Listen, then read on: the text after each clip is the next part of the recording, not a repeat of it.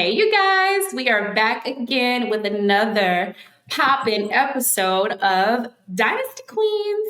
I am your girl, Nýa-Jolie, and I have my beautiful co-host, Pamela, Nicole. What's up, y'all? you guys. There is a lot that's been happening in today's world. And, where do I even begin? Ever since the days of the strong arm woman, I like, how does she, yeah. Ever since the days of the strong arm woman, I feel like we have been fighting and fighting a battle, right? For rights, the same as equal as men. And I think women in that time, they really proved themselves, right? But over the years, there's been so many aspects of what it means to be an equal American. Okay. What does that mean? What does that look like?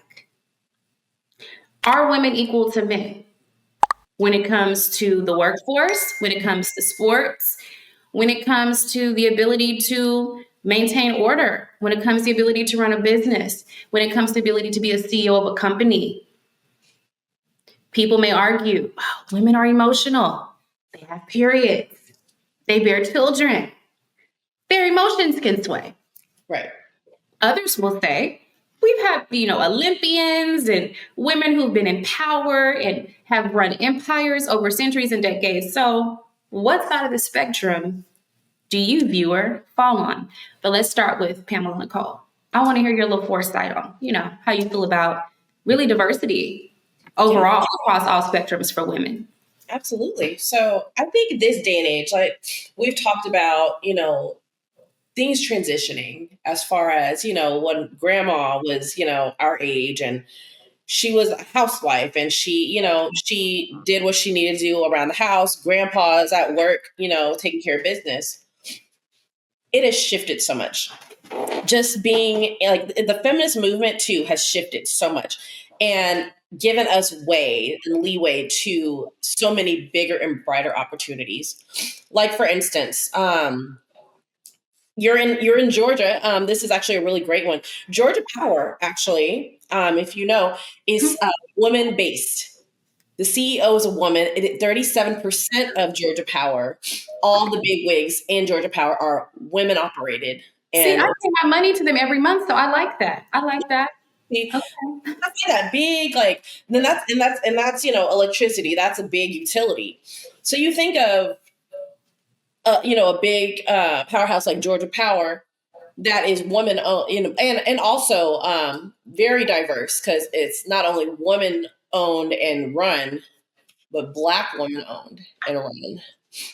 Babe. So clutching my earrings, like I did not know. little trivia for you, but I feel that even still, like you have big companies like that.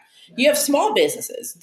You have people that are personal trainers. You have chefs. You have anything you can think of that is women owned and operated nowadays. And I think that is a huge flex for us because yes, we are equal to men. I do truly believe that we are equal to men. A lot of women now, you mentioned emotion. We can put that shit to the side and focus on the business. You're a businesswoman yourself. So I know you understand when it comes down to the money and taking care of business and doing what you love, you're going to make sure you wrap all that together and focus all your, energy and time on that. All that other shit can, like they say, leave that shit at the door. I definitely believe that that's something that women have perfected.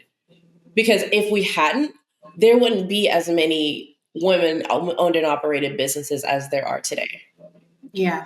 You know what I mean? Very true. And you can also look at history going back to ancient Egypt. I mean, there were times in culture, a lot of African nations where women were the supreme. They were above men. Yeah. Thinking about Egypt is just one scenario, right? We had Nefertiti, who led an empire, a lot of other people way before Cleopatra that led empires that helped create the pyramids and stuff like that. And then, it's just history over time, women have had power before, so it's not anything new or concept. It's just, I think, different cultures run and operate differently. And over time, men, I guess, because they felt they were, physically stronger or bigger, that it equated to their brain size and that they were somehow supreme to women. So I think the idea of women, having some type of leadership has always been around. There was actually a Queen Nzinga, way back. There is a special that Jada Pinkett did about her. It's a movie that is like on floating around somewhere. She was someone who was a leader in power in West Africa during the slave trade times, like when they first came to the continent. And she was doing deals with Portugal, Portuguese leaders and stuff. She was trading slaves, to kind of keep the peace. But she had like multiple husbands, multiple lovers. That was how the tribe was set up. She was like the supreme queen, and she could choose like little peasants that she wanted to have at her disposal, and like a main guy. So, sideline. Yeah. Her main piece, so that kind of stuff that people frown upon today, honey, women have been doing that kind of stuff since, when they were running kingdoms and all that. So, yeah. But then as we, I guess, progressed into like Western civilization, it was definitely a European thing that men were kind of like, in charge. Definitely. I really feel like, and you mentioned that with Western civilization and everything too. It just made me think of the movie Mulan. That's another a big hitter too, in Chinese culture, women are not deemed or looked at as of any importance. So I think of Mulan all the time, and I think about like what you just said, how she came to be a very much like a Joan of Arc type situation, leading. And I think that's the thing that men don't really appreciate or respect is the leadership aspect of what we are capable of doing. You know what I mean? We can get down and dirty. We can plan wars. We can do all that stuff. Hell, women be going against women all the time. Like, you don't think that we can like hone in on what we need to do diplomatic wise? Come on. Yeah. And, I do want to mention also, I know that with, British history, they've had monarchy where women have been in power for like thousands of years. Yeah. Queens, but at the same time, a queen always kind of knew her place and positioning. They had other women that became pirates and stuff that were frowned upon. Like, what are you doing trying to do a man's job? But to what you were saying, like Mulan, she had to wear men's clothing. Women that wanted to be pirates had to dress like men, or certain things they had to do to try to be in the room, right? Right. Be visible. So I think that's also a tactic that women use, because they're like, well, the only way we can show these guys that we can do the same thing is to act like we're them. And then when they discover what's what, they're like, wow, Joan of Arc, unfortunately, yes, she did a whole revolution, right? But it wasn't respected until a long time later. And you can even look at stuff like witch trials and stuff, Salem witch trials. I think all that kind of stuff was also deeming women witches, or women that thought they were, I think like original witch hunts were really looking at women that were like, oh, she thinks she's hot stuff. She's a witch, off with her head. So I just feel like whenever men felt intimidated throughout history, they kind of made it something negative, and that kind of impacted the way history viewed women. The fact that we are the ones that carry the child and give birth, for whatever reason, it made us seem like we're weaker and that we can't, do the same things. Yeah. How do you feel about certain sports like football and, basketball? Do you feel that women should be able to play in the NBA, or do you think there's a reason that we have the WNBA and other leagues designed for women? Where does it cross the line? Where is it, okay, fair? And then what do we take into consideration when it comes to that? Sure. I'm an avid WNBA fan. Go Aces. But I feel like with NBA and WNBA that it's a fair divide. And we actually just had this conversation the other day about this. NBA tends to be a little more dramatic than WNBA, which is crazy. You'd think it would be the opposite way. WNBA is very strategic. These women know what it is to be teammates, strategize.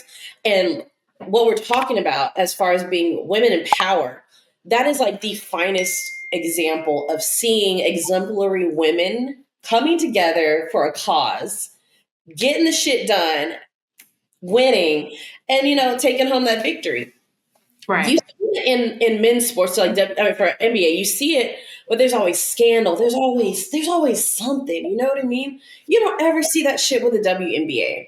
So I really feel like in that instance, I support the divide because it definitely makes a difference as far as like the camaraderie and like how they play and how they handle their business. Now, as far as the pay, that is the only thing I would say I don't agree upon. I really do think that there are a massive amount of WNBA players that should be making a hell of a lot more than what they're making. Right. True. Yeah. That I think would be the only thing in that example that I would change. The way that they work and how much oomph they put into their craft. Yeah, they should definitely still be held with the same like monetary status as like LeBron James or like whatever. Right. They should Gotcha. be millions, but Yeah. definitely the way that it is, I don't know if that's ever going to change, unfortunately. But what makes it better for me for like WNBA is that you see that, in a sense, money doesn't matter. And I say that because these women love what they do. Not saying the men don't love what they do, but you can just see like money is not like the full capacity of what they're doing. Versus like you get a young buck, a rookie, and it's like, oh, I just signed this like $20 million contract. That's always the first thing you hear about like NBA. Oh, we got a rookie. He signed this. He did that. You don't hear that shit about the WNBA. Like, Right. yeah, they have contracts too. Granted, they're not as big and like profound, but it's still a contract. You know what I'm saying? They still making money, but it's not about that. And I think that's why I respect the WNBA so much more because it's about the sport as a whole and about the women. But of course, at the same time, they deserve the same money that the guys are making. They could probably argue that their league has not been around as long, but I'm glad that the women are making money off endorsements because the ones that are your headliners, your all stars, they are making money, but it's not off of their NBA contract. Yeah. So. With that being said, once again, people are going to argue, okay, so why do we, because I'm going to play devil's advocate.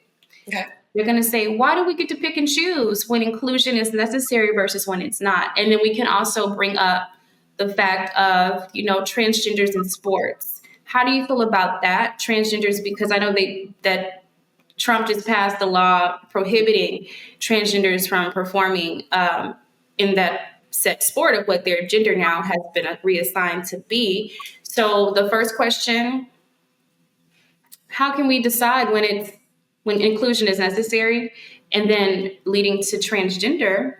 Mm-hmm. What are your thoughts on that? Sure. I like that you asked that. I never understood why, as far as being trans and everything, why it was just such a big deal to be part of, like, if you're like born male to female, why it was such a big deal to join a women's sport, or vice versa, why it was so important to join a man's sport. You have the Special Olympics. You have all these other leagues that compete. Why can't we have like a trans league? That's how I look at it. You could have like a female to male trans league or male to female trans league, and it be completely acceptable. I think that would be more accepted than having, trans people trying to join like a cisgender sport, if you will. That would honestly be a great thing, but I've never heard I don't hear any debate. I don't hear anything about that. You know what I'm saying? It's always the latter. Like, oh, we got to be considered like part of a cisgender narrative. And no, be who you are. If you are trans, make a trans league. Like, do that. The Special Olympics, that's like saying, oh, I'm part of the Special Olympics, but I want to play for the NBA. Yeah. Oh, baby, like they have different stipulations in place for that reason. So that's why there is the Special Olympics. That's not to say like stay in your lane per se, but there's leagues for everybody. There's leagues for all different types of people. So I think in that case, there should be an inclusive league for both sides of the transgender spectrum. I've never ever heard anybody suggest that before. That's brilliant, because that way you can't say it's not fair. I know there was a transgender woman swimmer, like a computer, or I forgot the name or whatever, but she was winning and getting accolades in women's competitive swimming. And it was a big deal last year and all this. So I think that really would be the only answer, you know? So what about, when is inclusion necessary versus, you know, because men say, well, all the time, you women want to pick and choose. You women want to pick and choose. You don't want us walking in your restrooms. You want to have separate sports teams, but you want to have equal pay. That's always the basis of the argument. When is, like, why do we get to pick and choose? And that's always that. Even aside from sports, it's always been an issue. Like even in like the workforce, like you're saying, like you have XYZ manager, you got a woman that's doing the same, if not better. Right. And it's insane, like how I feel like, okay, so let me pause that for a minute and also add on to, I think that if you have a male dominated business, right? And you've got a male CEO, you've got all this like strategic stuff in play, you're going to have a certain outcome with that. I feel with women, you have like, for instance, Georgia Power, you have a female owned and operated business. I feel that the woman is going to be a little bit more, I don't want to say sympathetic, but she's going to be more open to, hey, okay, so this is what we're going to do. I'm going to pay you this much, this amount, and make it comparable to a man because it's a woman owned and operated business. I feel that it just really, honestly, Nia, it depends on the spectrum of how the person that owns a business is looking at like the whole entire picture. Because I feel like if it's a woman dominated business, she's going to be a little more fair as far as pay, as far as, everything else that goes into the business to keep her employees happy, to keep them, keep the rapport alive and keep everything going, versus you have a male dominated, whatever, a business, if you will. And it's like, oh, I can replace you. If you're not happy, cool. I got someone else that's right behind you that's ready to take it. Doesn't even give a shit about like the pay or whatever. So I really think like as far as being diverse and all that, it really just depends. Because you can't really say, oh, well, this business here, like this woman is making less than this man. But you have to look at the inside of like everything going on. You have to look at who is in charge of like what's going on and their ethics and their beliefs and like what they think is fair. You know what I mean? So you're pretty much saying like every situation is different. Like you shouldn't look at every, because I'm not gonna lie to you. I have heard stories about female police chiefs who are absolutely brutal to their female staff. And I heard a story about something like that out here where it's just absolutely the worst, and had the men's back. And what is that? Is that something like a self-preservation type of situation? Like at the least, you would hope that a woman in a place of leadership can help empower other women so that we can all be on the same page as far as, advancing and continuing with diversion. But yeah, I have heard stuff like that. I'm like, oh, that puts a salty taste in my mouth, because it's like, that gives people every piece of ammunition they can have to be like, well, homegirl over here, she don't deserve that title. She is a bitch. Right. That's a word you'll hear a lot too when women are trying to assert themselves in business aspects or the workplace or a position of leadership. They'll call her a bitch or, a dictator or whatever. And is that the woman being a bitch, or is it her asserting her ground and letting her presence be known and demanding respect like the man next to her? Because they're not going to call him a bitch. They'll say he's being a man. But if a woman wants to assert herself in power, oh, she's a bitch. I feel like that too is very situational too. And I say that because, like you said, like that's talking. You're talking about the police department. So, in a sense, you think when you think of the police, you think of like strong. You think strong-willed. Like peace leaders. You think, what we would like to think of the police. You know what I'm saying? The positive narrative of the police force and everything. So, and it's very similar to the military. So I'm gonna kind of put those two together. Growing up in the military, I've seen like how women are treated. In the military, women are treated very equally like the men. Like you don't get a pass because you're a woman or you can't. No, you got to perform the same. So I really feel like just depending, like I said, with the police force, they have like a military standard for everybody. So it's not per se, oh well, she's this way because that's the way she was trained. Like she went to basic training, she went through this, she went through that, just like all the other people. So they all have that kind of like mindedness, if that makes sense. So I get what you're saying from like a civilian looking outside and looking in, and it's like, ugh, you know, like she's tough, Right, exactly. I grew up that way. So I look at like when you have that, like, I wouldn't say OCD, but you have that like military mentality. And this is what like a lot of military personnel, like they all kind of have that same like edge to them, if you will. So I do appreciate that because it's like everyone in that case is kind of like on an equal playing field. When people complain, not now what I'm saying, like when they complain, this will be like people that are like rookies or just starting or like they don't know like how it is to be in that situation. They'll look at it like, damn, she's a bitch. Damn, she's like this. When she's just kind of like trying to hone in on stability and hone in on like what was taught in the academy, what was, done.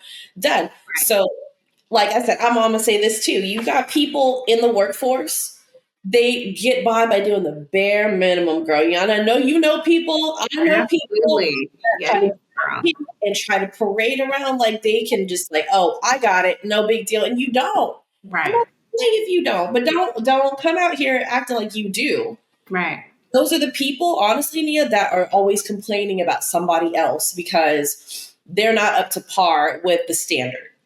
You're so right. I was telling somebody this earlier about reviews or whatever for the casting agency that I run. And they're like, she was like, oh, I just want to hold off because of the reviews. I said, listen, if anyone has something negative to say, it was because of their lack of wanting to get down with the way we do things, a lack of commitment, a lack of work ethic, not showing up on time. So, of course, if you are not willing to conform to what you agreed to do and you want to do things your way, even though we know, hey, this is the way that you can become successful, this way you can book gigs and projects and, so on and so forth.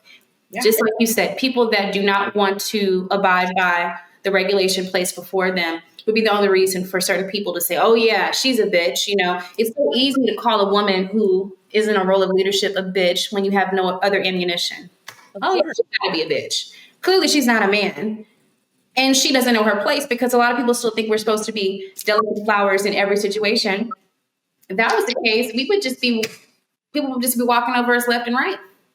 It'll be a different world, girl. It'll be a completely different world than what it is now. Exactly. It would be like the old times. And we are trying to stay away from that. Hey guys, it's Pamela and Nicole from Dynasty Queens, and I'm here today to give a huge shout out to our sponsor, socialmediablastoff.net. If you're out here as an entrepreneur, an artist, a model, you name it, and you're trying to get your business off the ground, they got you covered. Whether you're on social media platforms such as Instagram, X, Facebook, or if you're an artist, if you're on wanting to get on platforms such as Spotify, Apple Music, or Amazon Music, socialmediablastoff.net has you covered. Since you're new to the game, go ahead and save 30% on your purchase with socialmediablastoff.net and get your business going. Go ahead and scan that QR code right down here and got you all set. So we're talking about the military. I mean, I have to take it there. I have to bring this up. We know about the situation that happened, about 2 weeks back now in DC. in the air, the tragedy that happened with the Black Hawk and the American Airlines flight. A lot of people knew that 2 days before, our president-elect was talking about ending DEI in most of the major corporations in this country, even stemming from the Army all the way down to Amazon, everything in between. The coincidence of finding out that the Black Hawk pilot was a woman. Mm-hmm. Do you think that that will push us back when it comes to having those type of positions and roles? Like, hey, I'm a woman. I trained to become a Black Hawk. I should be respected the same way as the other aviators. Do you think that set us back some years? I wouldn't say per se it set us back, but what I do think is, if anything, it's going to alter training. It's going to alter a lot of things. They're going to do a lot more testing. They're going to do a lot more diligence when it comes to training. It's going to be a longer training period. And I don't even think it's going to be man versus woman. I just think in general, because something happened up there. Like, everything was cleared, everything was fine, and something that we don't know, that we probably will never know, happened. And whether or not it was a mental thing, whether or not, a lot of people can agree to disagree on that, but we don't know for sure what was going through her head. If she, had a moment, that could have been a man, that could have been anybody. You know what I'm saying? Like, it literally could have been anyone. So I really think that they're going to hone in, and just to make sure there's no more mistakes to be made, training is going to be altered, and it's going to be a little more intense than it has been in the past. I agree with you. I'm looking at the blogs, I'm looking at comments, I'm looking at men say, oh, it figures she was a woman, or, it could have been anything. I'm hearing people say it could have been something about when they wear certain visors and they're flying and kind of tune out what it looks like it's a sun horizon versus plane, all kind of stuff. At the end of the day, until they come out with an actual report on the whole investigation and what exactly happened, which will probably be in about 2 years, because that kind of stuff takes a long time. All right. If it comes sooner, then I'm gonna say it's some bullshit. But it takes a long time to go back to everything and make sure every T is crossed, every I is dotted before you release a report. And then even at that, when they release reports, they tend to black out a lot of the information, so we don't know what's going on. To this day, the Kennedy report and MLK reports are not fully released. So that was 50, 60 years ago. Until then, we can't make any judgment, is my opinion. But people are still going to say, oh, what if she just had an argument, with a love interest, or anything could have sparked her to not being, I don't know. I've just heard all kind of crazy stuff. Oh, yeah. But I will say that every situation is different. I think it was possibly a training error, because that was a training flight, actually.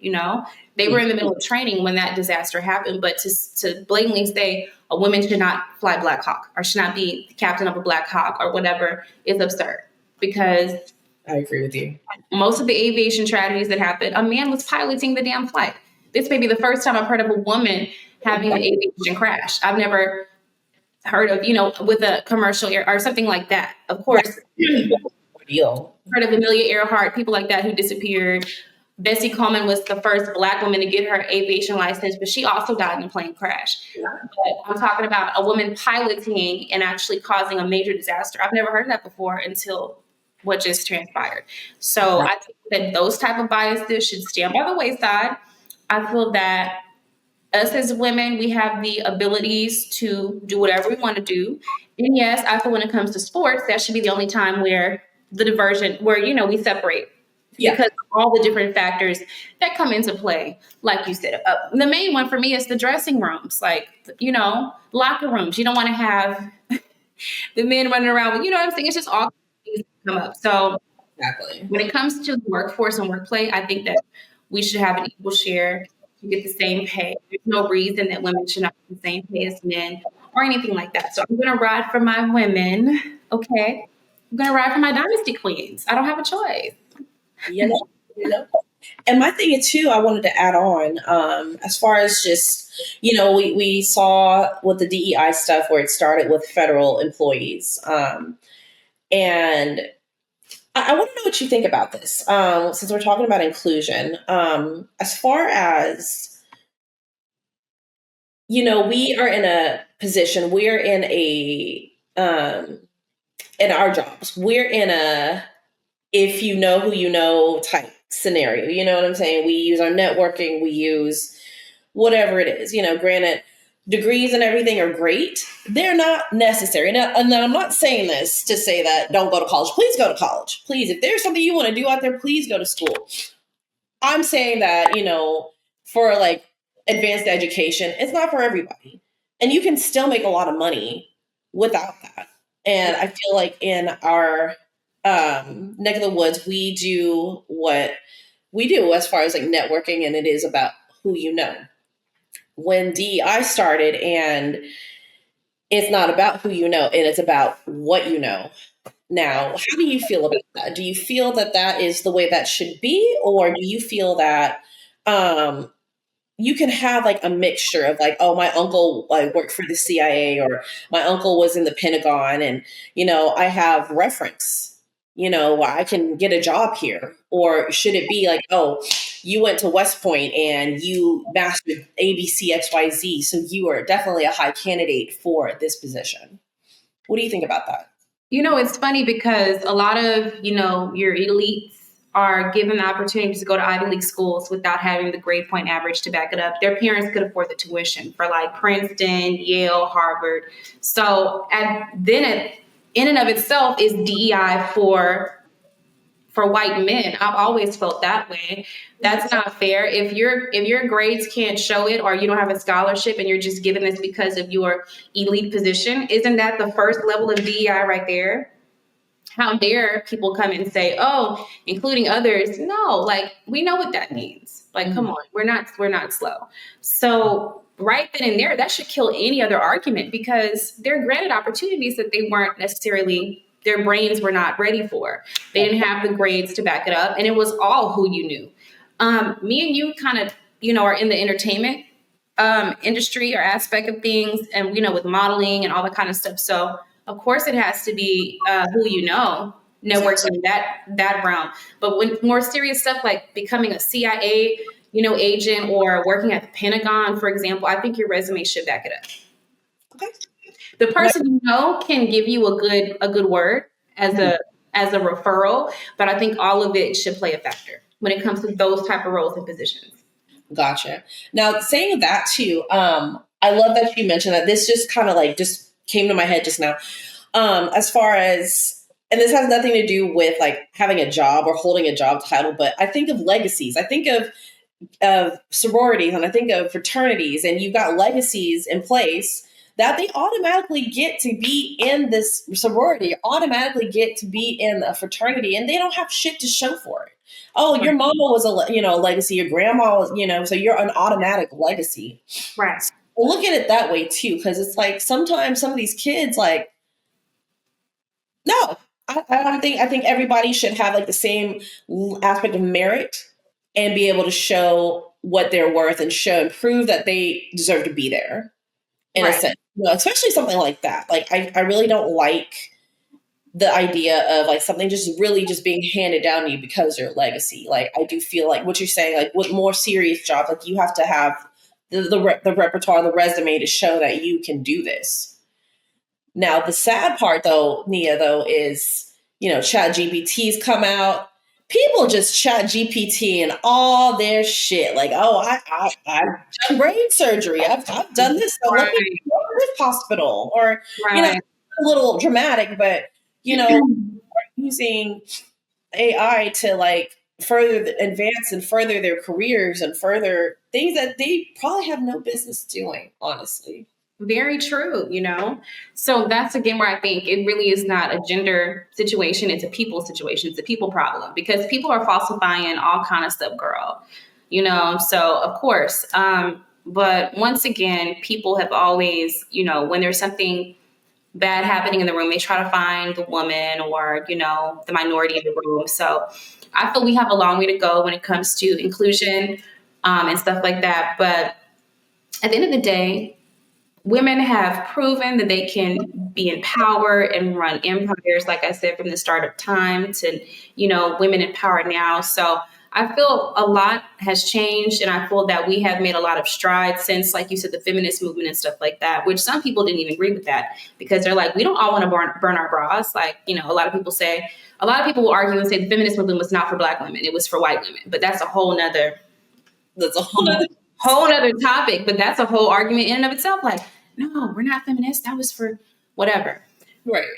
It's so many conspiracies within a conspiracy that if you just keep conspiring all the way down, your mind is going to explode. So at the end of the day, inclusion is necessary, and it's the only way of the future. Because, I mean, for Christ's sake, women have saved men's asses so many times, secretly, in different situations. You know, a lot of the presidents had female secretaries and people that they depended on, you know, and stuff like that.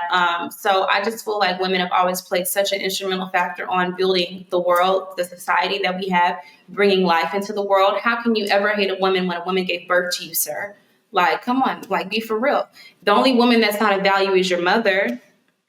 That doesn't make any sense. And that goes for anybody from the elite who think they're the shit to the drug dealer who beats his girl and everybody in between. How can your mother be the only positive representation? It doesn't make any sense until they have daughters and they're like, oh, okay. No, it doesn't make any sense. So it does completely change the narrative. Now, I did want to talk a little bit. You did mention the DC crash.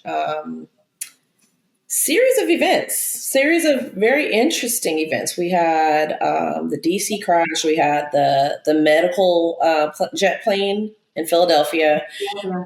The Alaska plane crash. And I want to say there was a fourth one, I believe. The Phoenix incident. I don't know if you heard the Phoenix incident, where the planes were like literally like right, like parallel, like close. Yeah. What's going on? Like, it's one thing to have one situation, but to have four back to back to back to back, like what is going on? And even a situation in Houston with United flight where the plane caught flight on the ground. So yeah, you know, but that could be something different because that didn't happen in the sky. Two things. The first thing, and once again, I don't have any facts to back up any of this, you guys. I'm just spewing information. Yeah. And I really haven't formulated a true opinion. I'm just some things that I've been thinking. It's possible it could have been some type of cyber attack or something affecting radar or something that's affecting, you know, that type of communication with air traffic control versus the planes, something like that. Like somebody really fucking with us, almost like how the anthrax situation happened, like some type of cyber attack. Gotcha. Or a series of events that are just taking place. Because if you look at the facts so far, I mean, the private jet that crashed in Philadelphia was not a commercial airline or anything like that. It was a Mexican-owned plane that was trying to air flight someone to a hospital or whatever. So there's really, even though it happened 2 days apart, is a coincidence. Mm-hmm. And then the third thing is, like I said, the other situations, or the third thing could honestly be, I hate to say it, not a cyber attack, but propaganda. Because I've heard like, well, you know, crashes and stuff always happen, but are we being specifically fed certain information to keep us grounded, keep us away from traveling, keep us here at the homestead, you know what I mean? So that we're not really going out and about. I don't know. It's so many different things you can think of. I would hope that it's not a cyber attack. I would hope it's not propaganda. But if it's a coincidence, it's crazy. But I think every situation, like as more things happen, it's like, I don't know. I really don't have an answer. But do I think women are the cause? No, absolutely not. And I love that you mentioned propaganda. That seems to be like the word of the year. Propaganda. Once I found out like a little more information, and of course this is just my generalized opinion on things. Propaganda actually was the first thing that came to mind because I thought about the DC crash and I thought about who was on that American flight, and it was a lot of skaters and a lot of people with like Russian descent. You saw the names and everything, and I'm just like, some Russians on the plane, even though they're American Russians, they're still Russian people. And then I thought about the Philly crash. They were en route to Tijuana. So you got that situation. So I'm just like, I'm thinking Putin. I'm thinking close the border. So you got two completely different things. That's what my brain was just like, oh, interesting. Granted, that may not be the case. That may not be true. But, the conspiracy theorist in me is just like, really thinking things. The Alaska plane crash. I know, like, you and I've talked previously about, Alaska really wants people there. They'll pay for you to go. Hey, we'll pay for you to move to Alaska. Right. Let's light on Alaska for a little bit. Let's, let people know, hey, this is what's happening in Alaska. So there's little pings of things that, some people may overlook, but that is propaganda to me because it's like interesting. You think about like outside of the box and it's like interesting, like what's to come. You know what I'm saying? Right. The thing with Alaska though, like why would they want negative representation? That's the only thing. It's like, I don't know, it's just weird. All of it, I don't have the answer to what's Right. going on. But I do know that as a society, we need to make sure that we continue with making sure that women are included, that we're Yeah. able to have the same jobs and maintain the same positions and roles that we always have, regardless of who's in power, who's in office. There should not be some magic pin that can just at the drop of a dime, because that's scary. Because what if someone in power one day says, hey, let's make people of African descent slaves again? Like, Jesus. you know what I mean? Like anything can happen. So I would hate to think that we would go back as women, just for the hell of it, just because of the times or because of, who's in leadership or people's opinions on stuff. Like, let's stop that and just move forward. And the only way we can move forward is continuing to prove ourselves. I mean, there's nothing else we can do. That's why we have this platform. I think Dynasty Queens is a great opportunity for women who own businesses and are in the entertainment industry. And, we've had so many really cool people on this show, from the woman that did the travel planning and the daycare services to your friend who had the autistic child who's written children's book, and so many other people, women that are models who are strutting their stuff on the runway. I think, about all the people that we've had, the preacher, we've had so many great interviews on here. And it shows a point that, no, we can, as women, we can be bosses. We can be in charge. We can run stuff. We can run shit and pop our shit. And that's the whole premise of this show. And have a voice, most And have important. a voice. Voice Absolutely. is so important. And I love that how you implement like all those positive things about us as women. We are blessed. We are fortunate in this country to be provided the things that we are. I look at our Middle Eastern sisters and I look at the trials and tribulations they have to go through and how they're kind of stuck in this, like, that's like a man's world to me. Like, I look at the Middle East and I'm just like, holy shit. Like, the way that we're built in our civilization on this side of the world, we would move mountains. You know what I'm saying? It would be a problem. And Just look at Onisha, our girl Onisha. She's moving mountains, you guys, in Pakistan and in Dubai. We don't know what else will play out, but she's a great example of yes. a westernized woman who's like, I don't give a fuck. And then she's from the Bronx or something. So, people from New York are already sassy anyway. She's like, no, shut up. You talk too much. Like, what? I think that man has never in his life heard anyone speak to him like that before. Mm-mm. Not at all. Not at all. But, I hope that one day all women, like I said, we're very blessed and we're very fortunate. I really hope that, in those areas of the world, they do modernize and they do view women a hell of a lot better than what they're doing now. Like, I look at one of my favorite shows, Dubai Bling on Netflix. They've got powerhouses. You got women in power that are owning, brokerages and selling billion-dollar states. Like, oh, it's just a typical Tuesday, hey, let me cash this. You know what I'm saying? That is, I think, the more modernized version of the Middle East. And I really hope that, they get to a point where they're all that way. You know what I mean? Because I really feel like women, we all deserve the same things that men have. We always have, and we'll continue to grow until we get what we're deserved and what we deserve. You know what I mean? Very heartfelt, very true. You know, Pam be spewing them facts, y'all. I can't even hold her. I agree with everything you're saying, girl. And it's just like, that's the only thing we can do is just keep pushing forward. Seeing progress in the Middle East would be wonderful. Yeah. Seeing progress in Africa and other places, and just, you know, everybody, women realizing our power and using it to our advantage.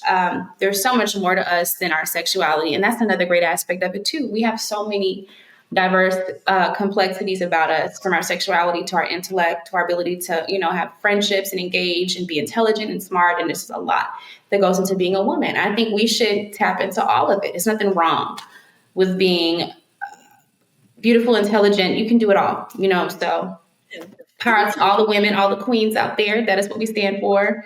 And, you know, we're going to keep persevering and striving. And I'm praying that, you know, women can really come to the forefront like we've been doing, and just keep this ball rolling.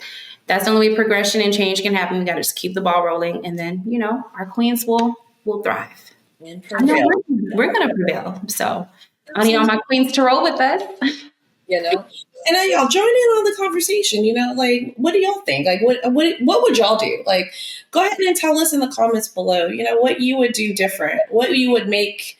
You know, tell us about your experiences with DEI and like what your thought processes are. You know, we'd love to hear. We'd love to spark up a conversation and keep it going. Like, let's make a difference in this world for women and for everybody, honestly. You know? I can't agree with you more. So in closing, thank y'all so much for tuning in. Don't forget to hit that bell notification, like, comment, and subscribe. Of course, I am Pamela Nicole, and I have my beautiful co-host, Nýa-Jolie. And this is Dynasty Queens. Peace out.